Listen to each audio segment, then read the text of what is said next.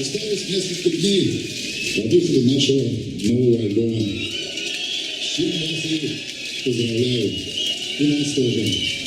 Единственное но, питерцам, тот, кто в Питере пойдет 29-го на автограф-сессию, она будет только до 5 часов, потому что дальше у них мероприятие основное. Поэтому, кому, если что, то не без ссылки, 5 часов лавочка свернется. Прошу прощения за это, но это в Москве все будет неограничено.